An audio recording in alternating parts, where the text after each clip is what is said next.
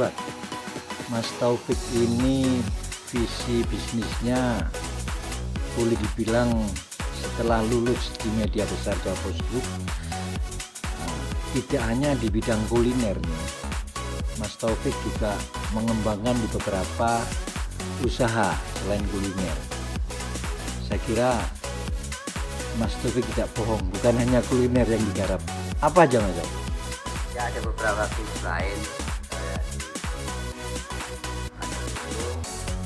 ada bisnis yang lain. Sekarang mengembangkan di video booth yang lagi viral, yang lagi booming, yang lagi tren di anak muda dan kalangan tertentu, khususnya mereka yang punya pesta, ada wedding, ada event organizer, ada fotografer. Karena tak padukan antara skill yang saya miliki di dunia fotografi dengan di video, sehingga saya ingin mengembangkan produk yang beda dari yang lain yang sudah ada. Saya kemas dengan banyak kelebihan dan teknologi yang sangat mumpuni, dan alhamdulillah pasar saya sudah menasional, mulai Aceh sampai Irian Jaya. Kita produk GBA Boot. GBA itu dari grup kita. Apa itu? Makmur Usaha Bersama. GBA adalah Jogo Babon Angkrem. Jadi kita namanya, kita singkat GBA Boot. GBA Boot 360. Insya Allah di sosmed ketika Anda GBA 360, GBA Boot 360, disitulah produk-produknya, produk kita akan bisa dinilai, bisa Anda nikmati di situ. Dan kita menerima sewa dan jual unit, itu kita layani. Sewa dimanapun Anda berada, mulai Aceh sampai Irian Jaya kita akan layani. Seharga berapa itu kalau beli? Kalau beli mulai 8 juta sampai 12 juta, itu yang unitnya, belum aksesoris yang lain. Sudah berjalan maksimal. Yang produk yang baru ini per unit 20 juta, dan alhamdulillah sudah banyak yang inden. Ini kesempatan untuk berbisnis di musim Pileg.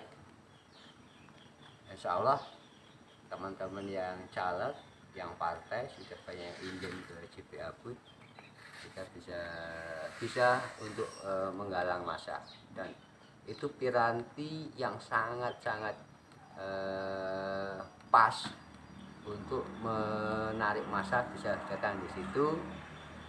Sementara si caleg sendiri menjadi senjata untuk mengumpulkan massa, untuk mempopulerkan namanya dengan piranti video booth tadi. Kerja, tapi ada beberapa yang lepas, artinya saya kontrak karena ketika garapan ini selesai, ya selesai dan itu, tapi step by step. Berarti ada satu alih teknologi ini ya. Dari mana ini? Alhamdulillah dari teknologi itu saya melibatkan teman-teman dari Brawijaya, dari ITN, Media, dari mereka yang memang backgroundnya orang elektro. Kita kemas, kita evaluasi, kita lakukan eksperimen, dan yang menarik di produk kita ini yang satu-satunya dikatakan di dunia yang mengawali kalau kita pakai aki, terus lampunya juga kita tanpa pakai power bank, semuanya full hasil karya tim GBA. Terus recordingnya pakai apa? Pakai HP, jenis HP-nya? HP iPhone minimal 11 akan lebih bagus. Kalau pakai GoPro juga bisa, pakai DSLR juga bisa. Tapi kita ambil yang simple karena mindset kita adalah kalau bisa kita tangani sedikit tenaga, ngapain ya kita harus banyak tenaga. Seperti itu, sehingga kita lebih efisien. Kalau boleh tahu Mas Taufik, modal dari mana ini? modal nekat, nekat. Ini ya ini kalau wartawan ini kalau ditanya apa modalnya gitu kan, mesti memotivasi calon pebisnis supaya nggak takut, tidak harus hutang, tidak harus pinjem bank ratusan juta, nekat ngumpulkan duit maksudnya.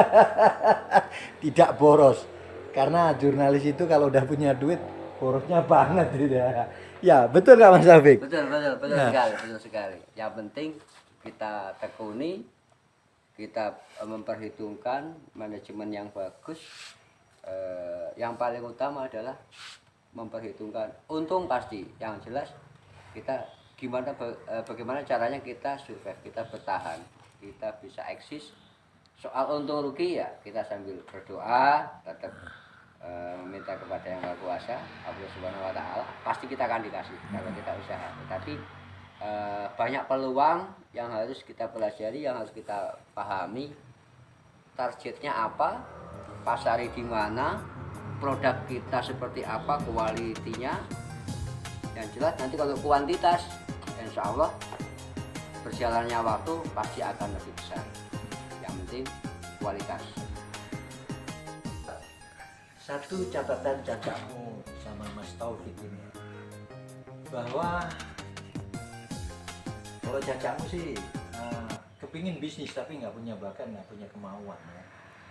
Nah, ketika Anda ingin menjadi jurnalis itu kan dengan hati nurani, tapi ketika Anda punya visi ingin menyejahterakan semua umat atau beberapa orang yang menjadi karyawan kita, itu tentu ada di hati Mas Taufik.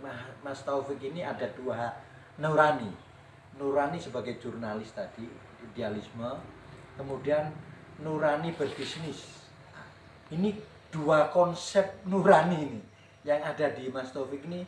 Cacakmu catat, luar biasa, sudah dibuktikan. Ketika jurnalis dia sudah mencapai topnya seorang jurnalis, sekarang berbisnis. Kamu udah catat nih, ada seorang jurnalis yang mampu mengejawantahkan pengalamannya menjadi seorang pebisnis. Kalau bahasa Mas Taufik kecil-kecilan, bisnis bonek ya.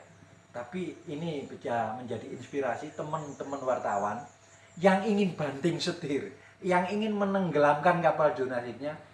Berbisnis harus tepat sasaran. Nah ini tepat sasarannya ini pasti ada nih, karena wartawan itu pasti tulisannya pas pada sasarannya, tembakannya pas, tidak mubazir. Coba aku tanyakan dulu sama yang punya dua hati nurani. Ya Mas Taufik.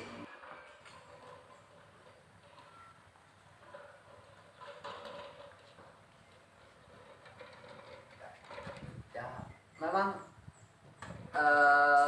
membutuhkan pemikiran dan manajemen pribadi yang sangat dalam artian kita berusaha mengkaryakan karyawan atau memanusiakan manusia, itu yang sangat utama. Artinya adalah ketika kita bekerja sama dengan karyawan adalah sumber daya manusia yang sangat dibutuhkan, dan ini adalah aset seorang pemimpin ketika memiliki karyawan yang dengan loyalitas yang tinggi.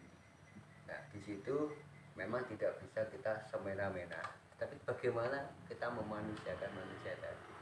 Nah, di balik itu ketika saya mengembangkan ini, karyawan dengan cara kerja yang maksimal, totalitas, dan saya pun menghargai karyawan itu juga dengan totalitas. Bagaimana saya menjiwai karyawan saya mengetahui titik kelemahan atau titik kedekatan saya dengan karyawan maupun dengan keluarga karyawan, itu yang paling utama, sehingga kita ada hubungan yang sangat dekat antara manajemen dan keluarga karyawan. Insya Allah kita sangat menyatu. Jadi ketika karyawan saya bekerja, orang yang di rumah itu nggak akan was-was, karena kita ada ikatan batin yang sangat kuat. Nah, di sisi lain ketika saya mempromosikan ini pun dibantu oleh karyawan itu tadi juga, mereka bekerja sangat maksimal. bagaimana mempromosikan, bagaimana menjual produk, bagaimana kita memperbaiki kualitas produk itu tadi. Kita tidak asal-asalan, karena hati nuraninya karyawan ini dan saya sendiri bisa maksimal, bisa menghasilkan suatu produk yang bisa dinikmati oleh konsumen. Dan alhamdulillah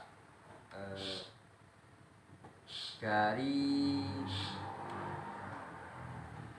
keterampilan atau skill saya menulis itu dengan mudah saya mempromosikan produk saya, dengan mudah saya memperkenalkan produk ini, dan dengan mudah produk ini bisa dikenal. Sehingga alhamdulillah kelebihan-kelebihan yang saya miliki ini, yang didukung oleh karyawan, didukung oleh orang-orang saya, orang dekat saya, alhamdulillah bisa berjalan seperti ini. Kita sudah eksis hampir 2 tahun, dan saya terima kasih kepada perusahaan induk saya dulu, Jawa Pos, Pak Dahlan, atas didikannya, teman-teman senior saya, Mas Suhu, Mas Amu, Pak Abrod, almarhum Pak Solikin, Pak Purwanto, Pak Husnun. Alhamdulillah dari beliau-beliau itu ilmu yang saya dapat, saya kembangkan di sini.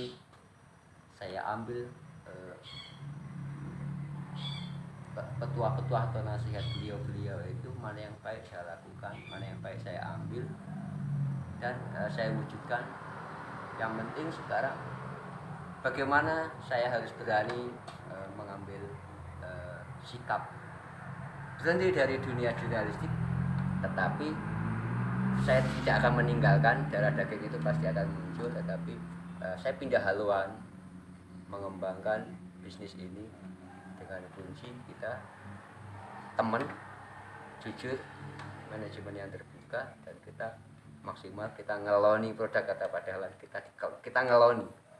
Yang ngeloni itu ketika kita sudah mengawali, ya kita totalitas untuk ngeloni bagaimana perkembangannya, kita mengawasinya dengan detail, bagaimana respon dari konsumen kita. Nah, di situ kita jadikan evaluasi, di situ kita jadikan untuk mengembangkan lagi. Dan jangan